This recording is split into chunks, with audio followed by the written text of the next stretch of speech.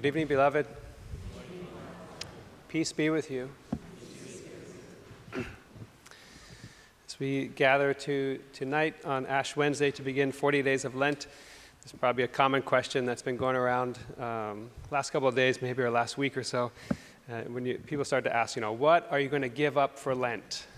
What are you going to give up for Lent? That's what all the kids at school were saying, and they're all giving up chocolate, Except one, she tried to sneak right up to me and said, "Would you like some chocolate?"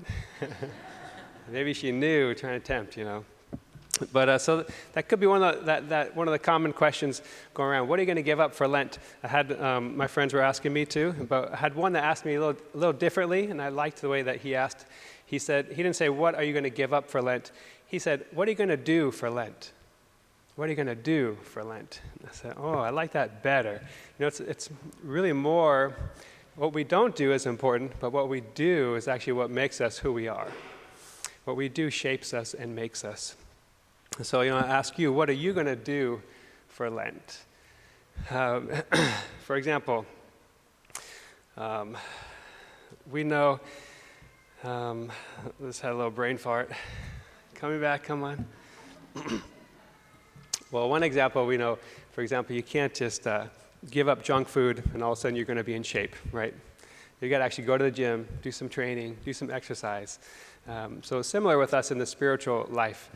We can just give up something, even if we just give up sin, that's very important, but just giving up sin doesn't actually make us holy. We have to actually do holy things to become holy. Giving up sin is just the first part of that.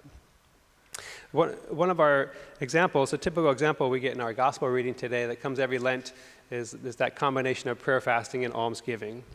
To, for example, give up or fast lunch, and instead of eating lunch at that time, you would spend that 15 or 20 minutes praying or reading the scriptures.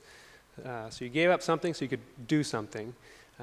And then maybe even you go one step further, and it's that money you would have spent on lunch, you actually give as alms to the poor, or you still buy the lunch, but then you go give it to a homeless person and feed the poor. So there you kind of get a work of mercy in there too, a little 2 for 1. What are you going to do this Lent? One of my suggestions might be, if you asked, I might challenge you to try to turn off TV for a little bit. Some of the TV shows, some of the screen time, especially the news. Turn off, in a sense, the noise, the voice of the world. Even just a little bit. If you can't go all out and turn it all off for 40 days, even just say 15, 20 minutes, 30 minutes a day, and turn off the voice of the world, but then turn on the voice of God in your life by reading the scriptures.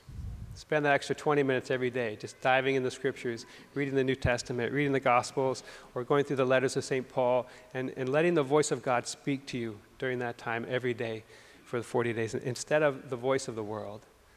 The voice of God will definitely make us more like Christ. The voice of the world, who knows? What are you going to do for Lent?